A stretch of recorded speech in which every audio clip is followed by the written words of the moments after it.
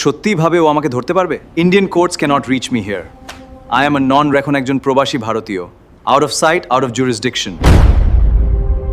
নমস্কার বন্ধুরা, আশা করি সবাই ভালো আছেন। লিগাল ফর অল চ্যানেলে আপনাদের সবাইকে স্বাগত জানাই।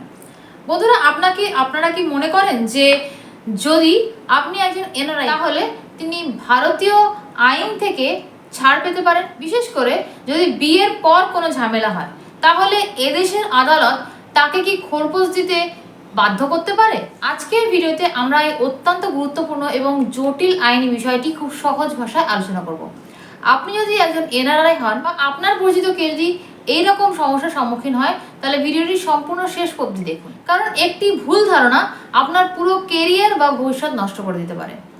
অনেকের মনেই একটা মস্ত ভুল ধারণা থাকে যে আমি তো আমেরিকা, দুবাই, কানাডা বা ইউকেতে বসবাস করি, তাহলে ভারতীয় আইন বা ভারতীয় আদালত আমাকে খোরপোশ দেওয়ার জন্য কিভাবে জোর করতে পারে।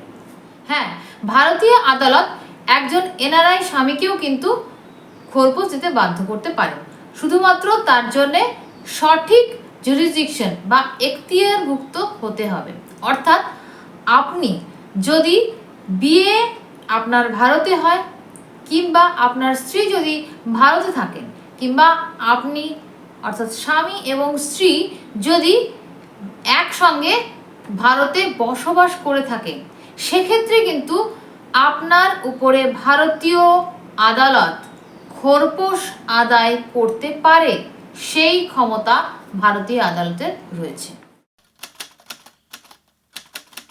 এখন আলোচনা করব কোন কোন আইনে মামলা হতে পারে। একজন স্ত্রীর খোরপোশ পাওয়ার জন্য বেশ কয়েকটি শক্তিশালী আইন রয়েছে। বিএনএস 144 বা যেটা আগে ছিল সেকশন 125 সিএপিসি। এই সেকশনে এটা একটি ধর্মনিরপেক্ষ আইন এবং এর মূল উদ্দেশ্য হলো স্ত্রীকে অসহায় অবস্থা থেকে বাঁচানো।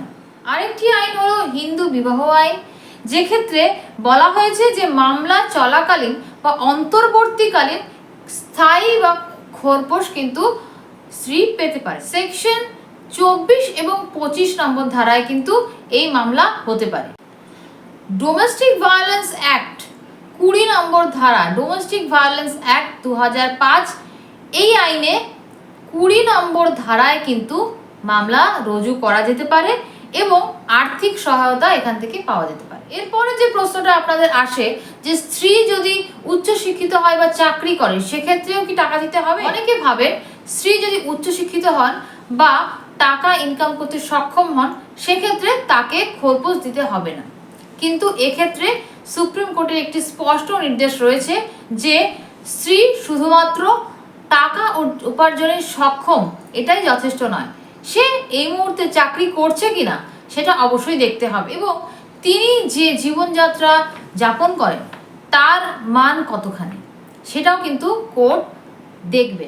যদি কোনো এনআরআই স্বামী মনে করেন যে ভারতের কোর্টের চিঠি তিনি পাত্তাই দেবেন না বা এড়িয়ে যাবেন, সেক্ষেত্রে সাবধান, কারণ কোর্ট চাইলে আপনার অনুপস্থিতিতে এক্সপার্টে ডিক্রি দিয়ে দিতে পারেন, অর্থাৎ একতরফা একটি রায় কিন্তু কোর্ট দিয়ে দিতে পারেন এবং চরম অবহেলার ক্ষেত্রে আপনার এগেনস্টে নন বেলেবল ওয়ারেন্টও কিন্তু ইস্যু হতে পারে।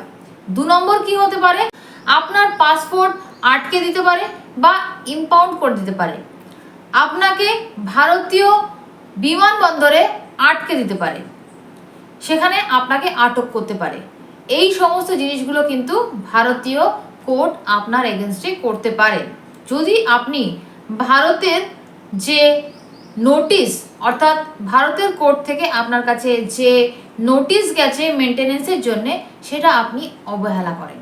অর্থাৎ আপনারা বুঝতে পারলেন যে যদি আপনাদের কাছে কোনো খোরপোশের নোটিশ বা ভারত থেকে কোনো আইনি নোটিশ গিয়ে থাকে, তাহলে অবশ্যই আপনাদেরকে কোনো আইনজ্ঞের সঙ্গে পরামর্শ করতে হবে, নাকি সেই নোটিশটাকে অবহেলা করা বা এড়িয়ে যেতে হবে। যদি সেটা করেন, সেক্ষেত্রে কিন্তু আপনি বড় বিপদে পড়তে পারেন। আজকের ভিডিও আপনাদের কেমন লাগলো? যদি ভালো লেগে থাকে তাহলে নিশ্চয়ই লাইক, কমেন্ট, শেয়ার করবেন। সাবস্ক্রাইব করে অবশ্যই আমাদের পাশে থাকবেন, বেল আইকন প্রেস করতে ভুলবেন না। দেখা হচ্ছে পরবর্তী ভিডিওতে। তখন ভালো থাকবেন, সুস্থ থাকবেন। নমস্কার।